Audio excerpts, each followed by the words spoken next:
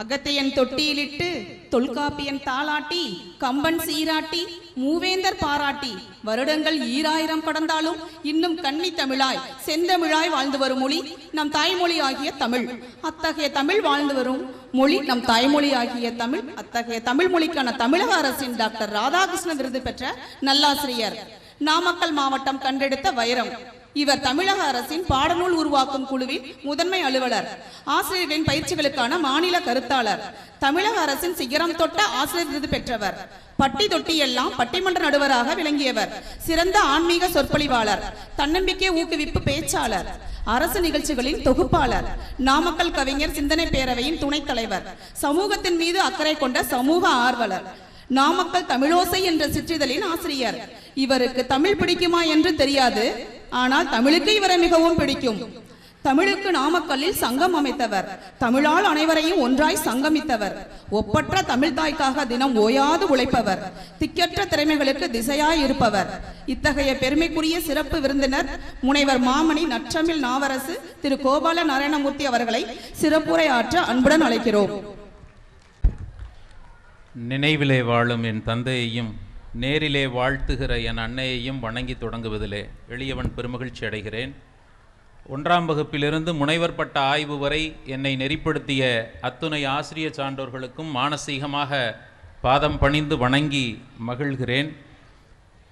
பொறுப்பிலே கிடந்து தென்னன் புகழிலே வளர்ந்த அன்னை தமிழ் வில்லிபுத்தூரான் வியாசபாரதத்தை தமிழிலே பாடும்போது இறைவாழ்த்து பாடுகிற மரபு இருந்த காலத்தில் தமிழ் வாழ்த்தை பாடி வைத்தான். அந்த வெள்ளிபுத்தூர் ஆழ்வான் சொல்வான், பொறுப்பிலே கிடந்து தென்னன் புகழிலே கிடந்து, பொறுப்பிலே பிறந்து தென்னன் புகழிலே கிடந்து, சங்கத்து இருப்பிலே இருந்து வைய ஏட்டிலே தவழ்ந்த பேதை, நெருப்பிலே நின்று கற்றோர் நினைவிலே நடந்து ஓரேன மறுப்பிலே பயின்ற பாவை மருங்கிலே வளருகின்றாள் என வில்லிபுத்தூரான் பாராட்டி பாடி பரவிய அன்னை தமிழே, எளியவன் எனக்கும் தாய்மொழியாய் அமைந்த நின்னை வணங்கி தொடங்குவதிலே மீண்டும் மீண்டும் மகிழ்ச்சி அடைகிறேன்.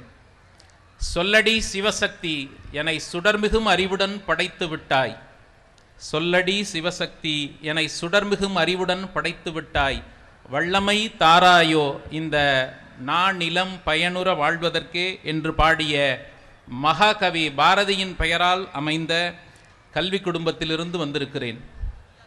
அன்பானவர்களே, பண்பானவர்களே, ஆற்றல் சார்ந்தவர்களே, சான்றோர்களே, இங்கே குழுமியிருக்கிற சாந்தி நிகேதன் மண்ணின் மைந்தர்களே, அனைவரையும் மீண்டும் ஒரு முறை மனதார வணங்கி தொழுகிறேன். சாந்தி நிகேதன் 18ஆம் நூற்றாண்டிலே வங்காளத்திலே கொல்கத்தா நகரிலிருந்து 180 கிலோமீட்டர் தொலைவிலே மகாகவி ரவீந்திரநாத் தாகூர் அவர்களால் நிறுவப்பட்ட ஒரு கல்வி ஆலயம் இருக்கிற இடம் சாந்தி நிகேதன். 19ஆம் நூற்றாண்டிலே அவர் உருவாக்கிய அந்த விஸ்வபாரதி பல்கலைக்கழகம் மத்திய அரசினுடைய பல்கலைக்கழகமாக மாறி இன்றும் அதன் சேவையை தொடர்கிறது. வட இந்தியாவின் வடகிழக்கு ஏதோ ஒரு மூலையில் இருக்கக்கூடிய சாந்தி நிகேதனை இந்த அரும்பாவூர் மண்ணுக்கு கொண்டு வந்து சேர்த்த பெருமை இந்த கல்வி குடும்பத்தையே சாரும். சாந்தி நிகேதன்கிற வடமொழி சொல்லுக்கு அமைதி வீடுன்னு பொருள். அமைதியான இடம் இந்த சாந்தி நிகேதன்.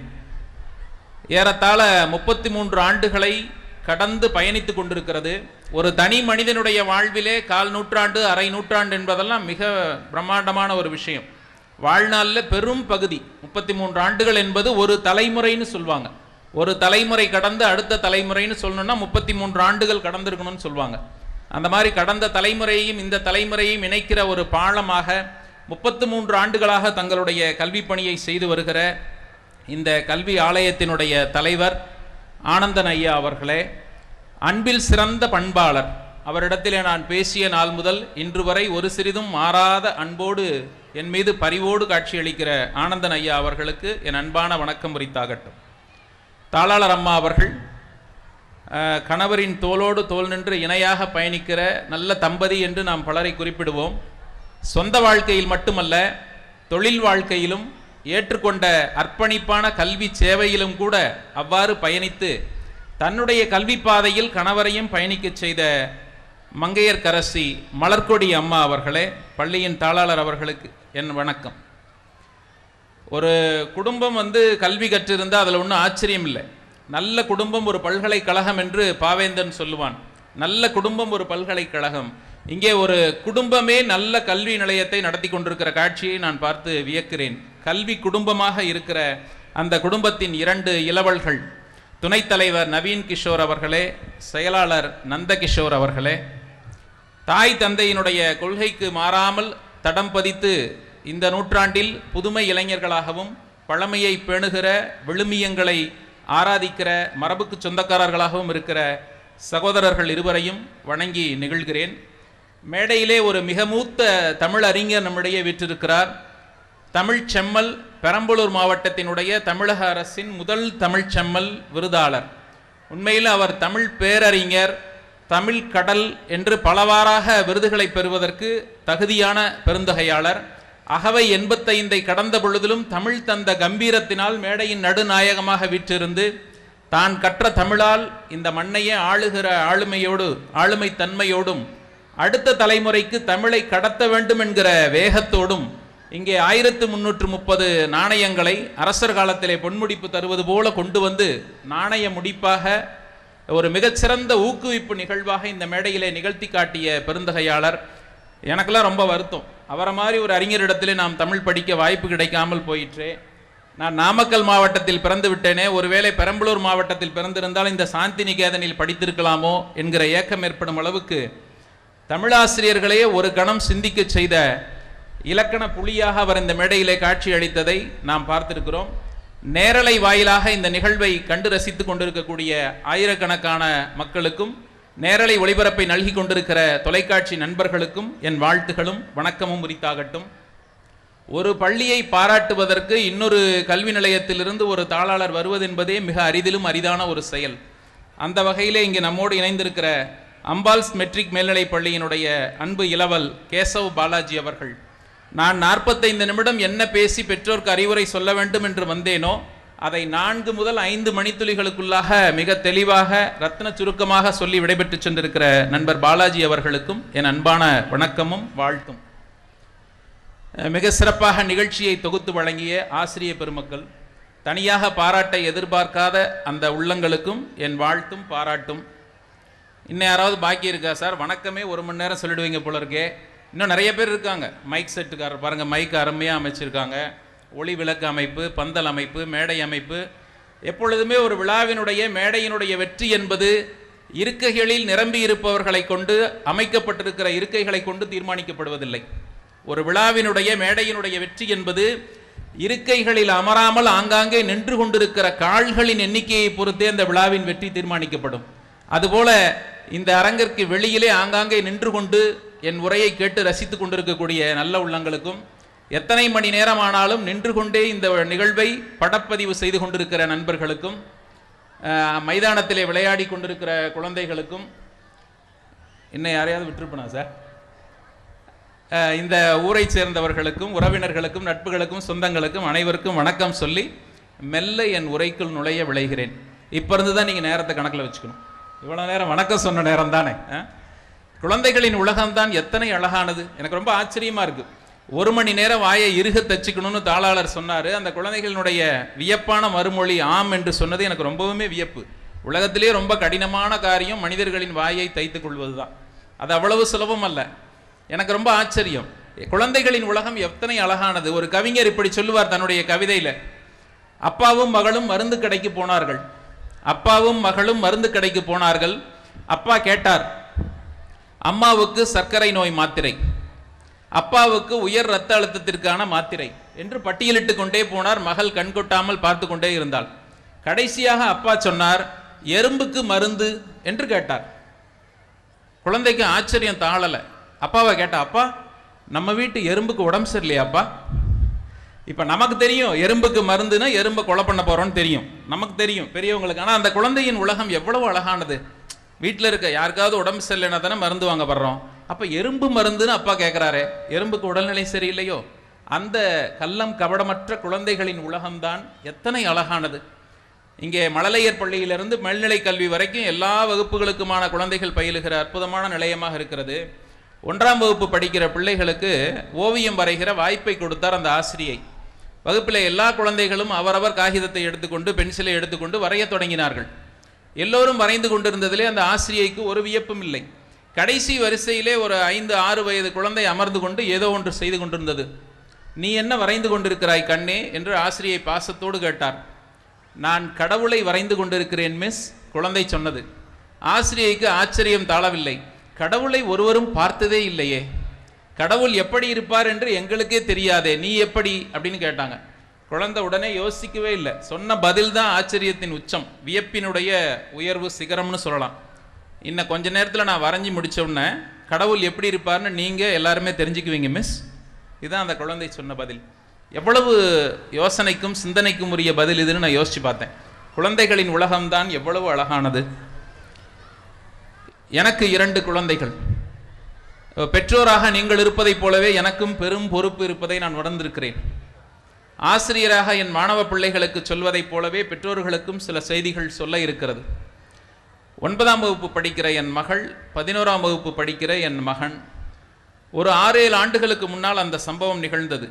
நான் பல மேடைகளில் சொன்னாலும் இன்னும் சொல்ல ஆசை எனக்கு உண்டு அபர்ணிக்காக. ஒரு நாள் வீட்டில் பேசி கொண்டிருக்கும் போது 3ஆவது வகுப்பு படித்து கொண்டிருந்த 8 வயது என் மகள் என்னை பார்த்து ஒரு கேள்வி கேட்டாள். இல்லை, காதோரமாக 1-2 முடி வெள்ளையா இருக்கே, அதுக்கு என்ன காரணம் அப்படின்னு என்னை பார்த்து கேட்டாள். ஒரு விடுமுறை நாள் வீட்டில் இருக்கும்போது உரையாடல், தந்தைக்கும் மகளுக்குமான உரையாடல். இது சாதாரணமாக பதில் சொல்லியிருப்பாங்க எல்லாருமே. நமக்கு கொஞ்சம் கணம் அதிகம். என்ன கணம்? தலைக்கணம் கொஞ்சம் அதிகம். நாம் தான் 23 ஆண்டுகள் ஆசிரியராக பணி செய்து 1000 மாணவர்களை உயர்த்தி இருக்கிறோமே அப்படிங்கிற ஒரு மெல்லிய கர்வம். தமிழக அரசினுடைய பாடநூல் குழுவில் இடம்பெற்றிருக்கிறோமே. 9ஆம் வகுப்பு 10ஆம் வகுப்பு தமிழ் பாடநூலில் தமிழகத்திலே 20 லட்சம் முதல் 40 லட்சம் குழந்தைகள் பயிர்கிற பாடநூலிலே நம்முடைய பெயர் ஏதோ ஒரு ஓரத்தில் இருக்கிறதே என்கிற ஒரு வியப்பு. வெளிநாட்டு வாழ் குழந்தைகளுக்கு தமிழ் கற்பிக்கும் பொழுது தமிழ் இணைய கல்விக் கழகம் சென்னையில் தமிழக அரசு இயக்கி வருகிறது.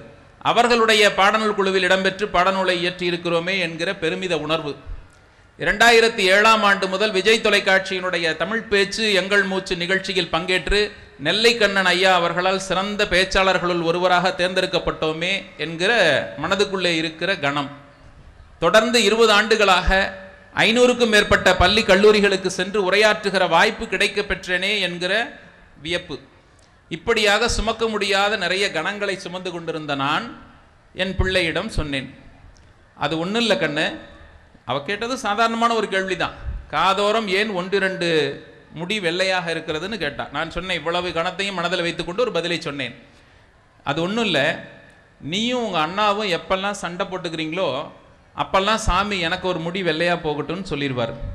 ரொம்ப புத்திசாலித்தனமாக சொல்கிறதா நினச்சிக்கிட்டு நான் ஒரு பதிலை சொன்னேன். உடனே கேட்டாலே பார்க்கணும் என் மகள் ஒரு கேள்வி, அப்படியா? அப்படின்னா தாத்தாவுக்கு ஏன்ப்பா தலை முழுக்க நரைச்சிருக்கு? நீங்கள் புரிஞ்சால் இப்போ கைத்தட்டலாம், புரியலன்னா வீட்டுக்கு போய் கூட யோசித்து கைத்தட்டலாம். ஆனால் இந்த காலத்து பிள்ளைகள், குழந்தைகளின் உலகம் எத்தனை அழகானது. இந்த குழந்தைகளை வளர்ப்பதற்கு இறைவன் நமக்கு கொடுத்த வாய்ப்பு எத்தனை அற்புதமான ஒரு வாய்ப்பு.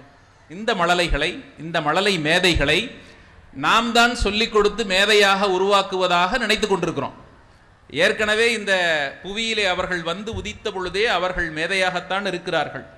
அந்த மேதைகளுக்கு கற்றுக் கொடுக்கிற வாய்ப்பு எங்களை போன்ற ஆசிரியர்களுக்கும், அந்த மேதைகளை வளர்க்கிற வாய்ப்பு தாயும் தந்தையுமாகிய பெற்றோர்களுக்கும் கிடைத்திருப்பது இந்த பிறவியில், இந்த மண்ணில் ஒரு பெருவரம். அப்படித்தான் சொல்ல வேண்டும். இந்த குழந்தைகளுக்கு ஒரு ஆண்டு விழா மேடையிலே என்ன செய்திகளை சொல்ல வேண்டும் என்று கருதுகிறோமோ அதைவிட அதிகமான செய்திகளை பெற்றோர்களுக்குத்தான் சொல்ல வேண்டி இருக்கிறது. 10ஆம் வகுப்பு 11ஆம் வகுப்பு 12ஆம் வகுப்பு படிக்கிற குழந்தைகளுக்கு இலக்கணத்திலே ஐயா அவர் ஒரு போட்டி வைத்து பெருந்தன்மையோடு இந்த மேடையிலே பரிசும் கொடுத்து, எங்களை போன்ற தமிழாசிரியர்களுக்கு ஒரு சவால் விடுத்து அலைபேசியில் என்னோடு பேசுங்கள் என்ற செய்தியையும் சொல்லி அமர்ந்திருக்கிற அந்த பெருந்தகையாளர் முன்னிலையில் பேசுவதற்கு சற்றே எனக்கு அச்சம் இருந்தாலும் கூட உங்களுடைய கண்களில் தெரிகிற ஆர்வம் எனக்கு தைரியத்தை தருகிறது. 33 ஆண்டுகள் பின்னோக்கி செல்கிறது என் மனம். சாந்தி நிகேதன் இந்த மண்ணில் விதையாக விழுந்த கணம் நாடெங்கிலும் என்ன நடந்து கொண்டிருந்தது என்று யோசித்து பார்த்தேன். இளையவர் நந்தகிஷோர் சொன்னார், பயணம் செய்வதே அப்பொழுது ரொம்ப கடினமாக இருந்தது. காலத்தையும் நேரத்தையும் தூரத்தையும் இந்த உலகம் இப்பொழுது சுருக்கி வைத்திருக்கிறது.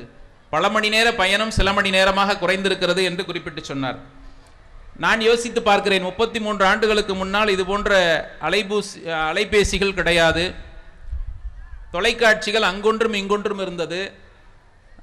லேண்ட்லைன் அலைபேசிகள், தரைவழி இணைப்பு அலைபேசிகள் ஊரில் ஒருவர் இருவரிடத்தில் மட்டும்தான் இருந்தது. நான் அப்பொழுது வந்த ஒரு திரைப்படத்தை யோசிக்கிறேன். அப்பொழுது நான் 8ஆம் வகுப்போ 7ஆம் வகுப்போ படித்து கொண்டிருந்தேன். 33 ஆண்டுகளுக்கு முன்னால் வந்த ஒரு திரைப்படம், நான் பள்ளி பருவத்திலே படிக்கும்போது பார்த்த அந்த திரைப்படம் இப்பொழுது என் நினைவுக்கு வருகிறது. 33 ஆண்டுகளுக்கு முன்னால் வந்த படம் 1991ஆம் ஆண்டு என்று நினைக்கிறேன், அல்லது 92. காஷ்மீர் முதல் கன்னியாகுமரி வரை படம் ரிலீஸ் ஆன அன்னைக்கே சூப்பர் டூப்பர் ஹிட்னு எல்லா ஊடகங்களும் சொன்னது. அந்த திரைப்படம் எத்தனை பேருக்கு நினைவு இருக்குன்னு எனக்கு தெரியல. கண்டிப்பாக எல்லாரும் பார்த்துருப்போம், இந்த அரங்கத்தில் அநேகமாக அனைவரும் பார்த்துருப்போம். இந்திய அரசாங்கம் மிகச்சிறந்த திரைப்படம் என்று விருது கொடுத்தது. த லெஜெண்ட் என்று சொல்லுகிற இயக்குனர் மணிரத்னம் அவர்கள் தான் அந்த படத்தை இயக்கியிருந்தார். அந்த படத்தில் தான் கதாநாயகனாக அரவிந்த் சாமி, மதுபாலா இவங்கெல்லாம் அறிமுகமானாங்க.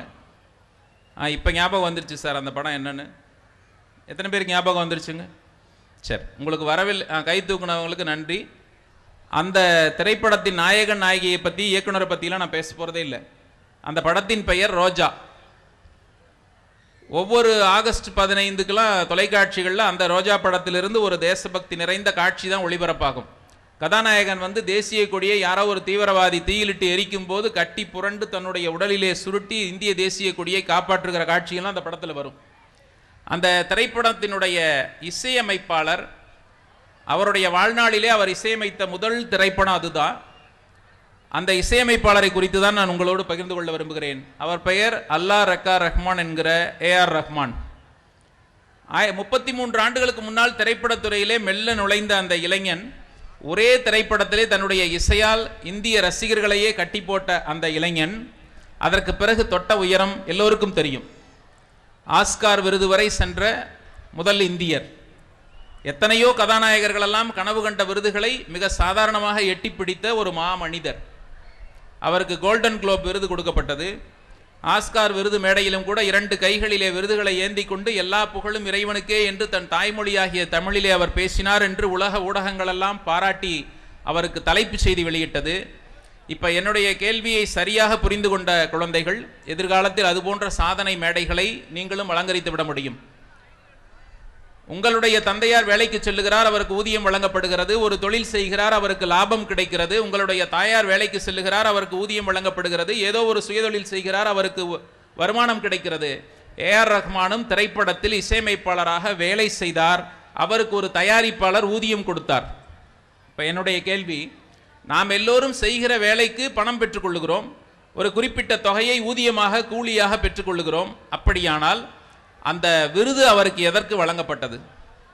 இந்த கேள்விக்கு பதில் சொல்ல முடியுமானால் இங்கு இருக்கிற ஒவ்வொரு குழந்தையும் சாதனையாளராக எதிர்காலத்திலே பல விருதுகளை பெறுகிற மேடைகளை அலங்கரிப்பவர்களாக இருந்துவிட முடியும். நான் மிக சுருக்கமாக சொல்லுகிறேன். அந்த தயாரிப்பாளரிடத்திலே ஒரு நிருபர் பேட்டி எடுக்கிறார். ஏஆர் ரஹ்மான் ரொம்ப அதிகமாக செலவு வைக்கிறாராமே, பல கோடி அவருக்கு வருமானம் வருது. அது இல்லாமல் விளம்பர படங்களில் வேற நிறைய பணம் அவருக்கு வருது. மற்ற மொழிகள் டப் பண்ணும்போது நிறைய வருமானம் வருது.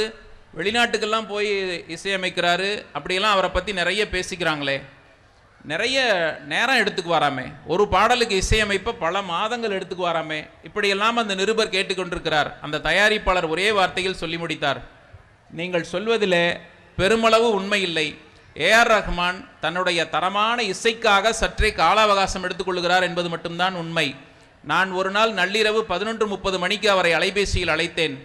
வாங்க உடனே பார்க்கலாம் சந்திக்கலான்னு சொன்னார். சென்று பார்த்தேன். அப்பொழுதும் அவருடைய ரெக்கார்டிங் தியேட்டரில் ஒளிப்பதிவு அறையிலே தன்னுடைய பணியை செய்து கொண்டிருந்தார். அதிகாலை 3:30 வரை அந்த பணியை தொடர்ந்ததை நான் பார்த்தேன். மனிதர்கள் சாதனை மறுநொடியில் நிகழ்ந்ததல்ல, ஊர் உறங்குகையில் விழித்திருந்த உழைப்பின் ரகசியம் அது.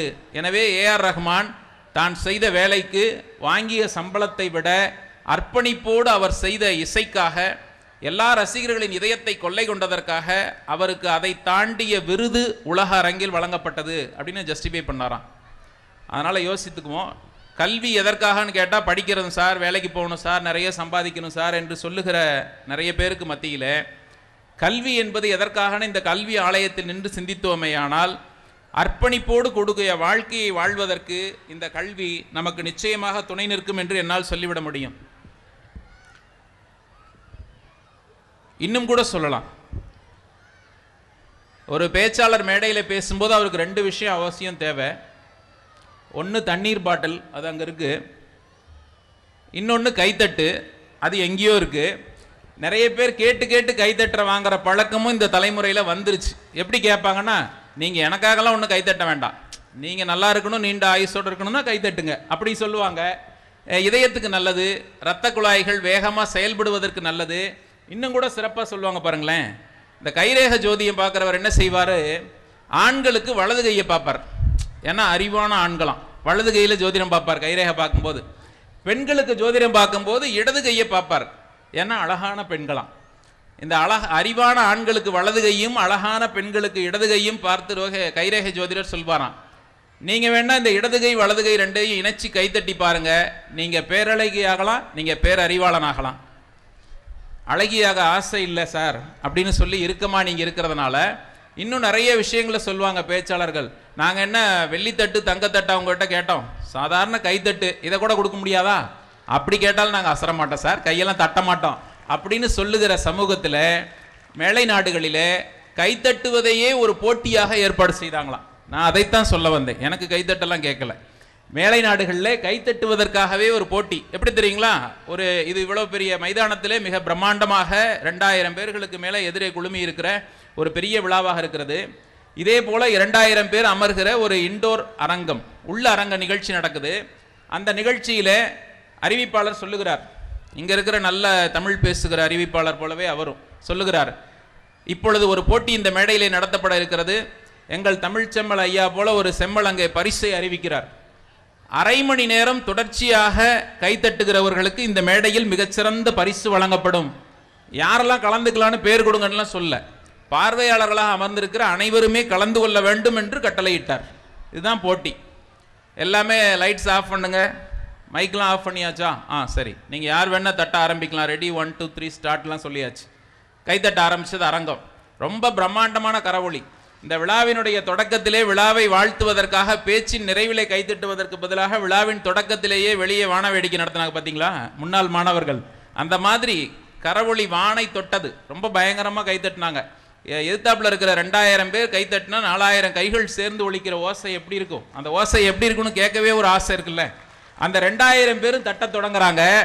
5 நிமிடத்தில் 1000 பேர் ஆஃப் ஆயிட்டாங்க. கை வலிச்சிருக்கும்ல, கை செவந்திருக்கும் இல்லையா. அடுத்த 5 நிமிடத்தில் இன்னும் ஒரு 500 பேர் ஓய்வு எடுத்துக்கிட்டாங்க. அதனால தான் லைட் ஆஃப் பண்ண சொன்னோம், யாருன்னு தெரியக்கூடாதுன்னு தான். அதுக்கு பிறகு 25 நிமிடங்களை கடந்து அங்கொன்றும் இங்கொன்றுமாக அரங்கத்தில் அப்படியே முதல் வரிசை கடைசி வரிசை நடுவில் ஒரு 5-6 பேர் கைத்தட்டுற சத்தம் அப்படி மெல்ல தளர்வாக கேட்டுக்கிட்டே இருந்துச்சு. 29வது நிமிடம் அறிவிப்பாளர் மைக்கு பிடிச்சார். ஆஹா, இன்னும் சில நொடிகளில் யார் முதல் பரிசு பெறுபவர் என்பது தெரிய போகிறது அப்படின்னார். அப்பவும் கைத்தட்டல் சத்தம் கேட்டுக்கிட்டே இருந்துச்சு. எல்லாருக்கும் ரொம்ப ஆச்சரியம் தாங்கல, எப்பேற்பட்ட மனுஷனா இருக்கணும் கைத்தட்டுறவன், அரை மணி நேரமா விடாம தட்டுறானா அந்த கை என்னத்துக்கு ஆகும் அப்படிலாம் யோசிச்சுக்கிட்டு எல்லாரும் மகிழ்வோடு பார்க்குறாங்க. அது ஒரு மகிழ்ச்சியான திருவிழா. 30 நிமிடம் நிறைவு பெற்றது. ஒற்றை கரவொலி வந்தது. ஒரு கை மட்டும் இப்படி தட்டிக்கிட்டே இருக்க சத்தம் வந்தது. மேடைக்கு வாங்கன்னு லைட்ஸ் போட்டாங்க. எல்லாரும் வியப்பா கேமராவெல்லாம் டைட் க்ளோஸ்அப்பில் வச்சு அவங்களை அப்படியே மேடைக்கு வரவேற்கிறாங்க. ஒருத்தர் வந்து நிப்பாருன்னு பார்த்தா 2 பேர் வந்து நின்றாங்க. எப்படா ஒரு கைத்தட்டல் சத்தம் தானே கேட்டுச்சு, எப்படி 2 பேர் வந்து நின்றாங்கன்னு எல்லாரும் ஆச்சரியமா பார்த்தா, மேடையில் ஏறி நின்ற இருவரில் ஒருவருக்கு வலது கை கிடையாது, ஒருவருக்கு இடது கை கிடையாது. ஒருவருக்கு வலது கை இல்லை, ஒருத்தருக்கு இடது கை இல்லை. இதில் யோசிச்சு பாருங்களேன், கைத்தட்டுற போட்டியில் கலந்துக்கணும்னா 2 கை வேணும். நமக்கே ஒரு கை தானே இருக்குன்னு நினைச்சிருந்தா அவங்க போட்டியில் கலந்துருக்க முடியுமா? அந்த தன்னம்பிக்கையினுடைய உச்சத்தை நீங்க நினைச்சு பார்க்கணும். ஒருவன் இடது கையற்றவன், ஒருவன் வலது கையற்றவன், 2 பேரும் பேசி அந்த போட்டியில் நம்ம கலந்துக்கலான்னு அவனுடைய ஒரு கையையும் இவனுடைய ஒரு கையையும் சேர்த்து தட்டி கொண்டிருந்தாங்க. எவ்வளவு நேரம்? அரை மணி நேரம். 2 கைகளை வைத்திருக்கிறவர்கள் செய்யாத ஒரு அரிய சாதனை. தன்னுடைய உடலின் ஊனம் ஒரு குறை அல்ல, நாம் மாற்றுத்திறனாளியாக இருப்பது எந்த விதத்திலையும் ஒரு நம்முடைய சாதனைக்கு தடையல்ல என்று உணர்ந்த அவர்கள் உள்ளத்தினுடைய தன்னம்பிக்கை. இந்த தன்னம்பிக்கையைத்தான் இந்த சாந்தி நிகேதன் உங்கள் பிள்ளைகளிடத்திலே விதைக்கிறது. அதற்காக நீங்கள் சாந்தி நிகேதன் நிர்வாகத்திற்கு ஒரு கரவொலியை கொடுக்க வேண்டும். சாதாரண மனிதர்களை சாதனை மனிதர்களாக்குகிற பல மேடைகளை இவர்கள் அமைத்து தருகிறார்கள். இந்த மேடையிலே தமிழ்தாய் வாழ்த்து பாடிய பிள்ளைகளை நான் பார்த்து வியந்தேன். இது ஆங்கில வழி பள்ளி, பிள்ளைகளெல்லாம் ஆங்கிலத்தில் தான் பேசுவாங்க, அப்படியெல்லாம் இருந்தது. ஆனால் தமிழுக்காக அவர்கள் செய்திருக்கிற நன்றி மிகவும் போற்றுதலுக்குரியது. மேடையிலே பேசுகிறவர்களையும் தமிழ் தெரிந்தவர்களாக, அவர்களும் தமிழிலே செம்மையாக பேசுகிற நிர்வாகத்தினராக இருக்கிற இந்த மேடை தன்னம்பிக்கையின் சிகரம் தொட்ட மேடையாக என் பார்வைக்கு தெரிந்தது. ஆகையால் சொல்லுகிறேன், தன்னம்பிக்கை நிறைந்தவர்களாக நீங்கள் வாழ வேண்டுமானால், வளர வேண்டுமானால், நம் பிள்ளைகளை அவ்வாறு வார்த்தெடுக்க வேண்டுமானால், மீண்டும் சொல்லுகிறேன், நீங்கள் பாராட்ட கற்றுக்கொள்ள வேண்டும். இந்த மேடையிலே தமிழ்ச்செம்மல் ஐயாவுக்கு பாராட்ட வேண்டிய அவசியம் ஒன்றும் இல்லை. 85 வயது கடந்துருச்சு, ரிட்டையர்ட் லைஃபுக்கு மேலே அற்புதமாக தமிழ் சேவை செய்து கொண்டிருக்கிறார். இந்த மேடைக்கு வந்து இங்கு படிக்கிற பிள்ளைகளின் முகம் அவருக்கு தெரியாது, பெயர் தெரியாது. ஆனால் அவர்களை நான் பாராட்டுவேன். தமிழில் முதல் மதிப்பெண் எடுத்தால் பாராட்டுவேன், நல்ல மதிப்பெண் பெற்றால் நாணய முடிப்பே தருவேன் என்று வந்து நிற்கிறாரே, அது அவரிடத்திலிருந்தே நாம் கற்றுக்கொள்ள வேண்டிய ஒரு பண்பாடு.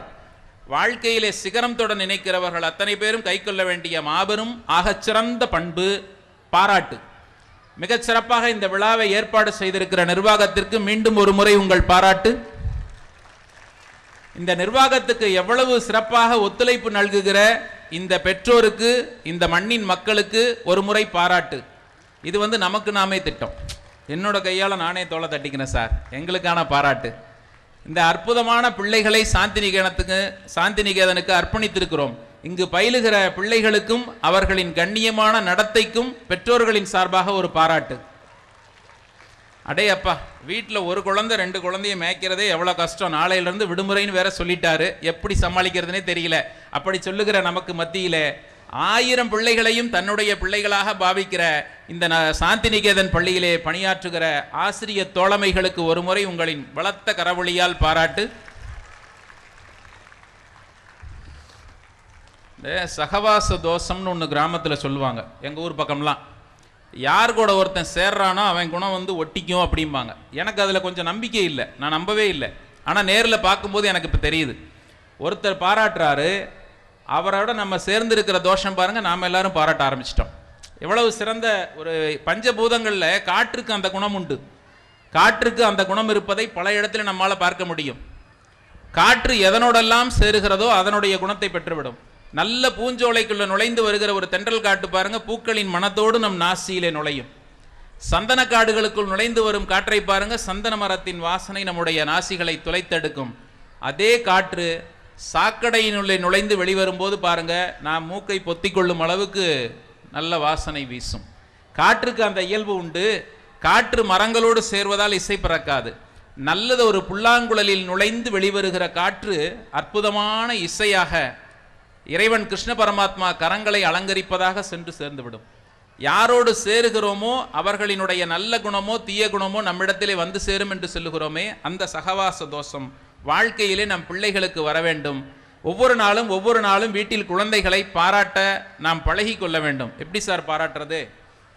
வீட்டில் அம்மா சமைச்சா குழந்தைங்க பாராட்டணும். அம்மா இன்னைக்கு சூப்பர்மா, பொரியல் சூப்பர், அப்படி சொல்லணும். எத்தனை குழந்தைங்க சொன்னாங்கன்னு பாருங்களேன். எத்தனை அம்மாக்கள் குழந்தைகளை பாராட்டி இருக்காங்களோ அந்த அம்மாக்களுக்கு மட்டும்தான் இந்த பாராட்டு கிடைச்சிருக்கும். குழந்தை சாதாரணமாக நடக்க ஆரம்பிக்கும் போது கீழே விழுந்து எழுந்தால் கூட அடடா சூப்பராக நடந்துட்டியே நீ அப்படின்னு பாராட்டுற அம்மாக்கள் நிறைந்திருக்கிற தேசம் இது. பாராட்டுவதன் மூலமாக ஒருவனுடைய பண்பையே நம்மால் பலப்படுத்தி விட முடியும், தலைமை பண்புகளை வளர்த்து விட முடியும், ஒரு பெரிய ஆளுமையாக ஒருத்தனை வளர்த்து விட முடியும். சின்ன வயசுல இருந்தே நீங்கள் பாராட்டிக்கிட்டே இருந்து பாருங்க. குழந்தைகளை திட்டாதீங்க, குழந்தைங்களை தீட்டுங்க அப்படின்னு சொல்லுவாங்க. குறை சொல்லி வளர்க்கப்படுகிற பிள்ளைகளை காட்டிலும் நிறை சொல்லி வளர்க்கப்படுகிற பிள்ளைகள் நிறைவான மேடைகளில் அமர்ந்திருப்பார்கள்.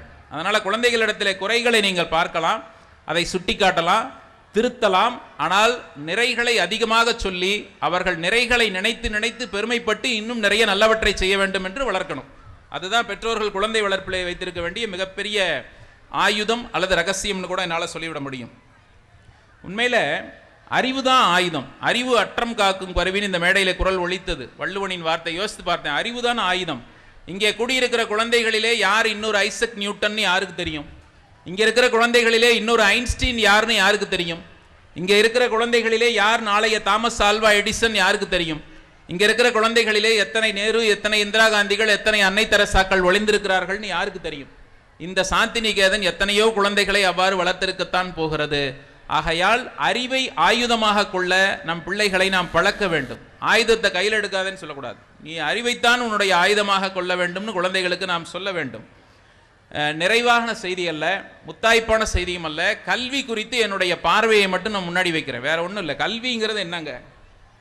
உனக்குள்ளே ஒளிந்து கிடக்கும் பரிபூர்ணத்துவத்தை வெளிக்கொண்டு வருவதுதான் கல்வின்னு சொன்னவர் விவேகானந்தர். ராமகிருஷ்ண பரமஹம்சரும் சாரதாதேவி அம்மையாரும் வளர்த்த சரியான பிள்ளை விவேகானந்தன். அந்த விவேகானந்தர் சொல்றார், கல்விங்கிறது வேற ஒன்றும் இல்லை, ஒரு குழந்தைக்குள்ள இருக்க திறமையை வெளிக்கொண்டு வரதான் அப்படின்னு சொல்றார். ஒரு சிற்பி சாதாரண கல்லை பார்ப்பதற்கும் நாம் அந்த கல்லை பார்ப்பதற்கும் வேறுபாடு உண்டு. நாம் அது கல் பாறாங்கல் என்று கடந்து செல்வோம். ஆனால் அந்த சிற்பி தன்னுடைய கலைக்கண்களால் பார்த்து அந்த கல்லிலே இருக்கிற தேவையில்லாத பகுதிகளை மட்டும் செதுக்கி விடுவான். தேவையான சிலை நமக்கு கிடைத்துவிடும். அதுவே கருவறையில் இடம் கிடைக்கும் போது கடவுளாக மற்றவர்களால் கையெடுத்து வணங்கப்படும். அவ்வாறு பிள்ளைகளை வளர்ப்பது கடவுள் சிலைகளை செதுக்குவதைப் போல இருக்க வேண்டும். அந்த பொறுப்பு பெற்றோர்களுக்கும் ஆசிரியர்களுக்கும் சமமாக உண்டு. கல்வி என்பது என்னன்னு சொல்றதுக்கு முன்னாடி கதைகளின் வாயிலாக கண்களை திறந்து விட முடியும் என்கிற நம்பிக்கை எனக்கு இருக்கிற காரணத்தால் நிறைவாக ஒரு கதை. சின்ன தொடக்கப்பள்ளி பிள்ளைகளுக்கு போட்டிகள் நடக்குது. மைதானத்தில் ஓடி ஆடி விளையாடுகிற பிள்ளைகளுக்கு ஓட்டப்பந்தயமே போட்டியாக வைக்கப்படுகிறது. 10 வயது நிரம்பி இருக்கிற ஒரு மாணவன் ஓடுகிறான். அந்த அரங்கத்தில் இருக்கிற அனைவரும் அவனுக்கு கரவொலி எழுப்புகிறார்கள். விரைந்து வா விரைந்து வான்னு முதல்ல ஓடி வர அந்த குழந்தைக்கு பாராட்டு மழை பொழிகிறது. அவங்க பெற்றோர்கள் முன்னிலையில், ஆசிரியர்கள் முன்னிலையில் ரொம்ப பெருமிதமாக ஓடி வந்து மேடையில் அந்த முதல் பரிசை அவன் வாங்குகிறான். 100 மீட்டர் ஓட்ட பந்தயத்தில் முதல் பரிசு. 10 வயதில் மேடை ஏறி பரிசு பெறுகிற அந்த வாய்ப்பு. ஆனால் முன் வரிசையில் அமர்ந்திருந்த ஒரே ஒருத்தர் மட்டும் கைத்தட்டவே இல்லை. அவன் ரொம்ப ஆச்சரியமாக பார்க்குறான். ஏன்னா அவனுக்கு ரொம்ப பிடித்த ஆசிரியர் அங்கே அமர்ந்திருந்தார். நான் எதை செய்தாலும் என்னை பாராட்டுகிற அந்த ஆசிரியர் நான் முதல் பரிசு வாங்கும்போது என்னை பாராட்டவில்லையே, கரவொலி எழுப்பலையேன்னு ரொம்ப ஆச்சரியமாக பார்த்துக்கிட்டு இருந்தான். மெல்ல பக்கத்தில் போய் தைரியமாக கேட்டுட்டான், நான் என்ன செஞ்சால் நீங்கள் கிளாப் பண்ணுவீங்க, நான் என்ன செஞ்சால் நீங்கள் கைத்தட்டுவீங்க என்று ஆசிரியரை பார்த்து அந்த மாணவன் கேட்டான். அவர் தெளிவாக சொன்னார், இல்லை கண்ணே, நீ முதல் பரிசு தான். இந்த ஓட்டப்பந்தயத்தில் நீ வென்று விட்டாய். ஆனால் வாழ்க்கை என்கிற ஓட்டப்பந்தயத்திலே நீ வெல்வதற்காக உனக்கு நான் இன்னொரு போட்டியை வைக்க இருக்கிறேன். அதிலே நீ வெற்றி பெற்றால் நிச்சயம் உனக்கு நான் கைத்தட்டுவேன்னு சொல்றார். சொல்லுங்க, இன்னொரு ஓட்டப்பந்தயமா, 200 மீட்டரா அப்படின்னு அவன் கேட்குறான். 10 வயது குழந்தைக்கு என்ன தெரியும்? அந்த ஊரில் இருக்கக்கூடிய மிக பெரியவர், நம்ம தமிழ் செம்மல் ஐயா போல ஒரு 85 அகவை நிரம்பிய ஒரு முதியவர். அவரை விட கூட இன்னும் வயதானவர்னு வச்சுக்கோங்க. அப்படி கூட்டிகிட்டு வந்து அந்த குழந்தை பக்கத்தில் நிறுத்துறாரு. ஆச்சரியமாக பார்க்குறான். எங்கள் தாத்தா வயசில் ஒருத்தர் கொண்டு வந்து நிறுத்துறாரு. பக்கத்தில் ஒரு பாட்டி, 80 வயதில் ஒரு பாட்டியை கொண்டு வந்து நிறுத்துறாரு. அந்த அம்மாவுக்கு 2 கண் பார்வையும் தெரியாது. இப்போ இந்த குழந்தையை நடுவில் நிற்க வச்சுட்டு ஆசிரியர் சொன்னார், இவங்களோட தான் உனக்கு ஓட்டப்பந்தயம். இந்த ஓட்டப்பந்தயத்தில் நீ வெற்றி பெற்று விட்டால் உன்னை நான் பாராட்ட தவற மாட்டேன் அப்படின்னு சொல்றாரு. குழந்தைக்கு ஒன்றும் புரியல. சரி சொல்லுங்க அப்படிங்கிறான். அதே ரெடி 1 2 3 ஸ்டார்ட்லாம் சொல்லியாச்சு. இவன் வழக்கம் போல வில்லிலிருந்து புறப்பட்ட அம்பு போல அப்படி பிஞ்சு கால்களால் நடந்து எல்லைக்கோட்டை தொட்டு கம்பீரமாக திரும்பி பார்க்குறான். நான் தான் ஜெயித்தேன் அப்படிங்கிறான். அரங்கத்தில் ஒருத்தர் கூட கைத்தட்டல. இந்த அரங்கத்தில் இருக்கவங்க மாதிரியே அந்த அரங்கத்திலையும் ஒருத்தர் கூட கைத்தட்டவே இல்லை. அப்படி தட்டாத பொழுது ஆசிரியர்கிட்ட மறுபடியும் வந்து கேட்குறான், என்னாச்சு? என்னுடைய சந்தோஷமெல்லாம் காணாமல் போயிடுச்சு. கொஞ்ச நேரத்துக்கு முன்னாடி நான் முதல் பரிசுன்னு இதே தூரத்தை ஓடி கடந்ததுக்கு எனக்கு எவ்வளோ பெரிய கரவொலி கிடச்சிது இந்த மேடையில். இப்போ நீங்கள் என்னமோ செய்துட்டீங்க, உட்காந்துட்டு நீங்களும் கைத்தட்ட மாட்டேங்கிறீங்க, யாருமே கைத்தட்ட மாட்டேங்கிறாங்க, நான் தானே வின்னர். அந்த குழந்தை உரிமையோடு சண்டை போடுகிறான். ஆசிரியர் சொன்னார், அப்படி இல்லைப்பா, 3 பேர் உங்களுக்கு ஓட்டப்பந்தயம் நான் வச்சேன். அந்த தாத்தாவும் பாட்டியும் அங்கேயே நிற்கிறாங்க, நீ மட்டும் போயிட்டேல்ல, நீ அவங்களையும் கைப்பிடிச்சு கூட்டிகிட்டு போயிருந்தேன்னா எவ்வளோ நல்லா இருந்திருக்கும் அப்படின்னு ஆசிரியர் சொன்னார். இப்போ தான் குழந்தைக்கு மெல்ல புரிஞ்சது ஏதோ சொல்ல வராருன்னு. அப்பவும் 10 வயது. பக்கத்தில் போகிறான், வாங்க தாத்தா அப்படின்னு கைப்பிடிச்சு இழுக்கிறான். வாங்க பாட்டி அப்படின்னு இன்னொரு கைப்பிடிச்சு அந்த கண் தெரியாத பாட்டியின் கைகளை பிடித்து அழைக்கிறான். இவன் ஒரு அடி எடுத்து முன்னாடி வைக்கிறான். அவங்க 2 பேரும் நகரவே இல்லை, வயோதிகம். டக்குன்னு இவன் காலத்துக்கு பின்னாடி வைக்கிறான். இப்போ தான் அவன் புத்திசாலி ஆயிட்டான் இல்லையா? மறுபடியும் மெல்ல முயற்சி பண்ணிக்கிறான். அவர் காலுக்கு இப்படி 2 கையில் தன்னோட கையால் தூக்கி அவரோட ஒரு காலை இப்படி முன்னாடி வைக்கிறான். அரங்கமே கண் கலங்குது. அவன் 1 நிமிடத்தில் கடந்த ஓட்டப்பந்தய தூரத்தை 1 மணி நேரத்தில் அவர்களோடு சேர்ந்து கடக்கிறான். அந்த ஆசிரியர் மனமாற கைத்தட்டினார். அந்த ஆசிரியர் அந்த மாணவனுக்கு மனமாற கைத்தட்டினார். இதுதான் கல்வி, இதுதான் கல்வி. கல்வி என்பது மதிப்பெண் பெறுவதோ மார்க் ஷீட்டை வைத்து பெருமைப்படுவதோ அல்ல. கல்வி என்பது தான் முதலிடத்தில் ஓடி வருகிற தகுதியை பெற்றிருந்த பொழுதிலும் தன்னை போல் ஓட முடியாதவர்களுக்காக அவர்களையும் அரவணைத்து தன்னோடு அழைத்து செல்வதுதான் கல்வி. இதுதான் அந்த ஆசிரியர் சொல்லிக் கொடுத்த மிகப்பெரிய பாடம். நம்முடைய பிள்ளைகளுக்கு அதைத்தானே நாம சொல்லித் தரணும். நீ நம்பர் 1 இருக்கணும்டா, நீ நம்பர் 1 இருக்கணும், நம்பர் 1 இருக்கணும். அப்படித்தான் எல்லா பெற்றோரும் சொல்லுகிறோம். நீ நம்பர் 1 இரு, நம்பர் ஒன்னா வர முடியாத மற்றவங்களையும் நீ நம்பர் ஒன்னா இருந்து அழைத்து போகும் ஆளுமையை வளர்த்துக்கொள். இதுதான் தலைமை பண்பு. அவ்வளவுதான். நம்மால முடியும், நான் மட்டும் ஜெயிச்சேங்கிறது செல்ஃபிஷ், சுயநலம். ரொம்ப ரொம்ப சுயநலமான ஒரு சமூகத்தை இந்த தலைமுறை பார்த்து கொண்டிருக்கிறது. அப்படி இல்லை. நீங்க பாருங்க, சென்னையில பெருவெள்ளம் வந்த போது உதவி செய்தவர்கள் யாரும் ஸ்டேட் ஃபர்ஸ்ட் வாங்கினவங்க இல்லை. டிவியில பாத்தீங்களா? சென்னையில ஒரு பெருமழை புயல் வெள்ளம் வருது, ஓடி போய் அங்க படகு போல அமைச்சு வீட்டில் மாட்டிக்கிட்டு இருந்தவங்களையும் மொட்டை மாடியில் நின்றவங்களையும் காப்பாற்றியவர்கள் யாரும் ஸ்டேட் ஃபர்ஸ்ட் வாங்கினேன்னு சர்டிபிகேட் கொடுக்கல. அங்கே உணவு இல்லாமல் இருந்தவர்களுக்கு, அதுவும் ஐநா சபையால் பாராட்டப்பட்ட ஒரு காட்சி, இந்தியாவில் வட இந்தியாவில் ஒரு வெள்ளம் பாதித்த பகுதியில் ஒரு காட்சி, 2-3 மாணவ பிள்ளைகளுக்கு பரிசு வழங்குறாங்க. உலக அளவில் செய்தித்தாளில் வந்து என்ன காட்சின்னு பார்த்தா, அந்த குழந்தைகளுக்கு வீடே இல்லை, அவனுடைய குடிசையே தண்ணீருக்குள்ள மூழ்கிடுச்சு. அவன் குடியிருக்கிற வீடு குடிசைக்குள்ள மூழ்கிடுச்சு.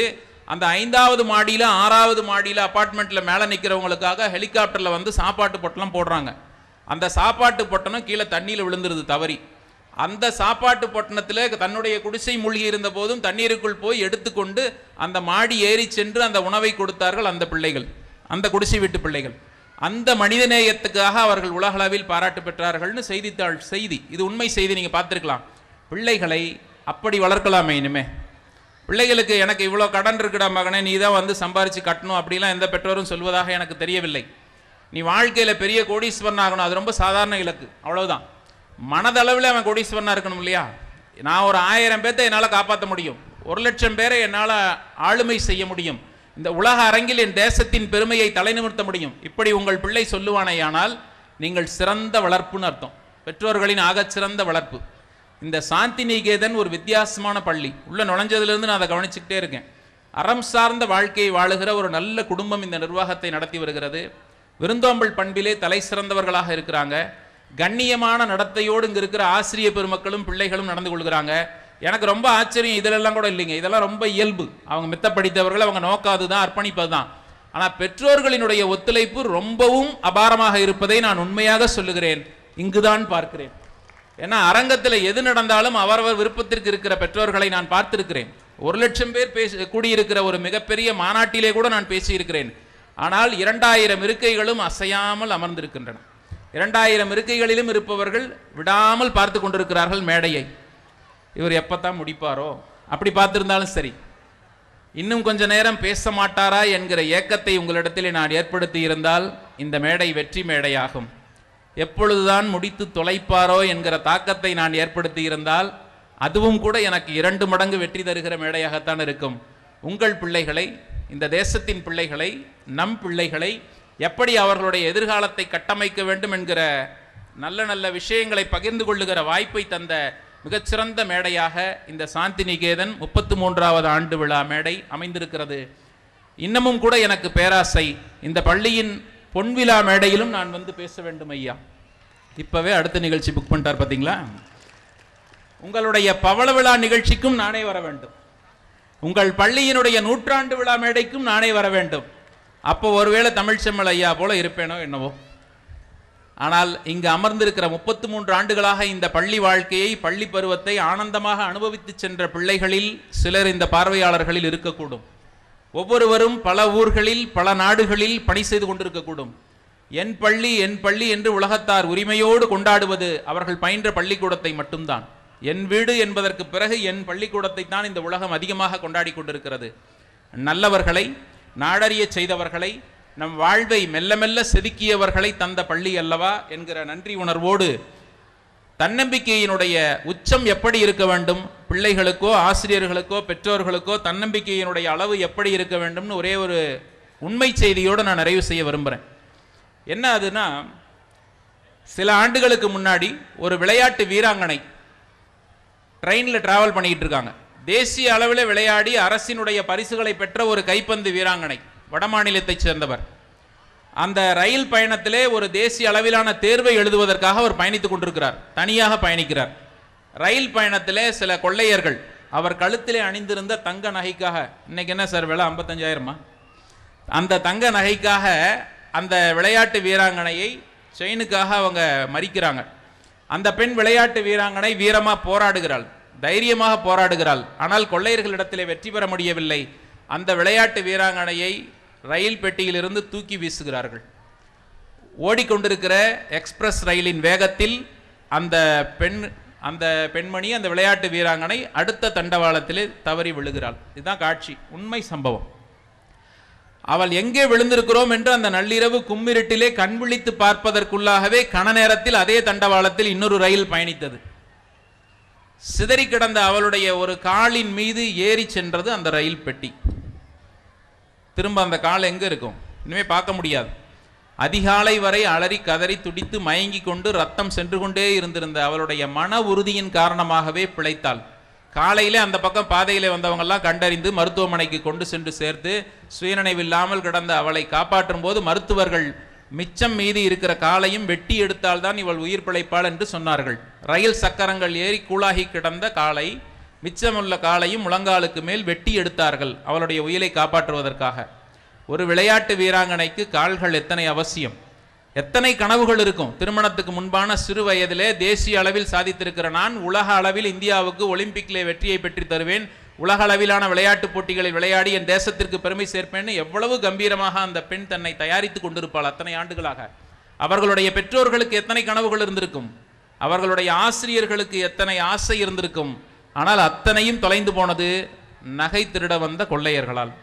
ஒரு ரயில் பயணம் அவளுடைய வாழ்க்கையே புரட்டி போட்டு விட்டது. சாதாரணமான மனிதர்களாக இருந்தால் அதோடு என் வாழ்க்கை முடிஞ்சது, சக்கர நாற்காலியில் தான் என் வாழ்க்கை அப்படின்னு முடங்கி இருக்கக்கூடும். ஆனால் மருத்துவமனையில் கூட மருத்துவர்கள் அந்த பெண்மணியின் உறுதியை பார்த்து பாராட்டினார்கள். விரைவில் குணமானால் அப்பொழுதே மனதிலே இன்னொரு புதிய லட்சியத்தை உருவாக்கி கொண்டால், நான் இன்னும் சாதனை படைப்பேன், நிச்சயம் சாதனை படைப்பேன். ஒரு கால் இழந்தால் என்ன, 2 காலும் போனால் என்ன, நான் சாதனை படைப்பேன். அரசினுடைய உதவி கேட்டால் நீதிமன்றத்திலே அலைக்கழிக்கப்பட்டார். அந்த விபத்தையே ஏற்றுக்கொள்ள மறுத்தது காவல்துறை. அப்படியான ஒரு சூழ்நிலையிலே அவளுக்கான நிவாரண நிதி, அரசு வேலை எல்லாம் அரசு தந்தது. ஒரு விளையாட்டு வீராங்கனைக்கான ஆகச்சிறந்த அங்கீகாரத்தை இந்தியா தந்தது. செயற்கை கால்களை பொருத்த முற்பட்டால், செயற்கை கால்களை பொருத்தி கொண்டால் சாதாரணமாக நடக்க துணை செய்யும், அவ்வளவுதான்.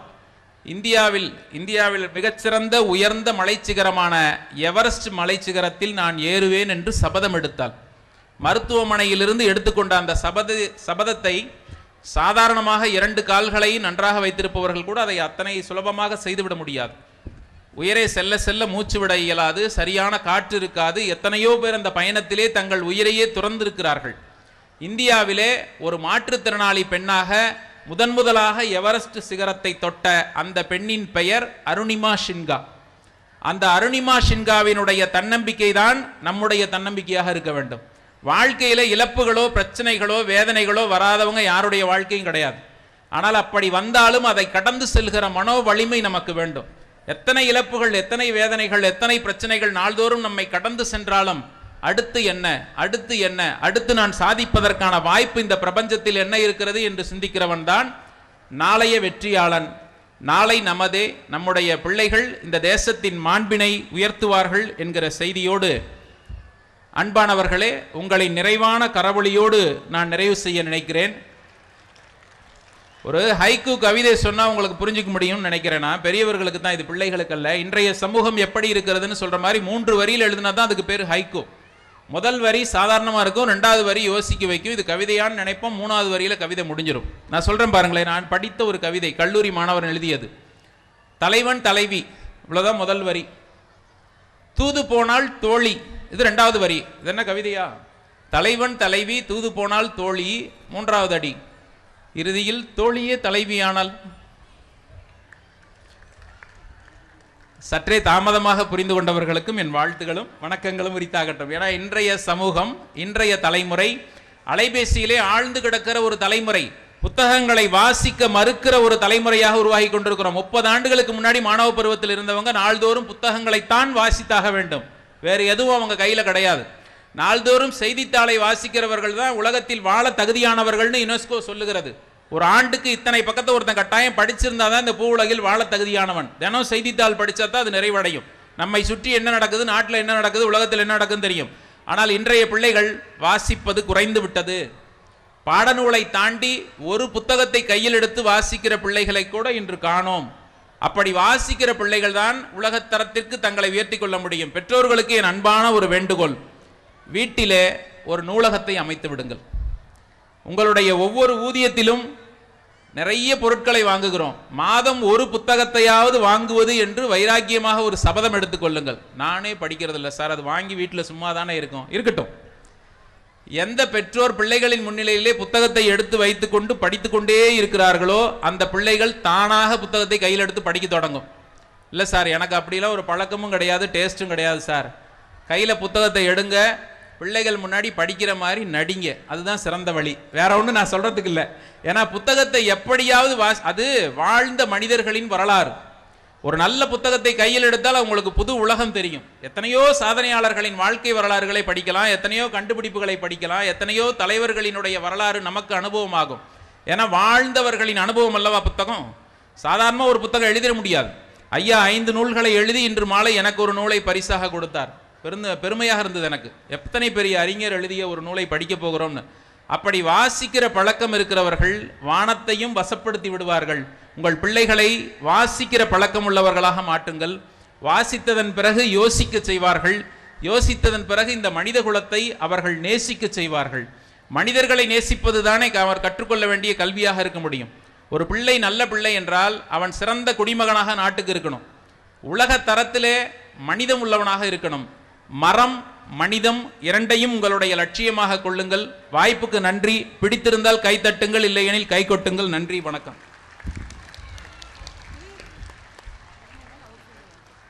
பாரதியின் தவ புதல்வனே, தங்களையும் தங்கள் தமிழையும் வாழ்த்த வயதில்லை. வணங்குகிறோம். நன்றிகள் பல ஐயா.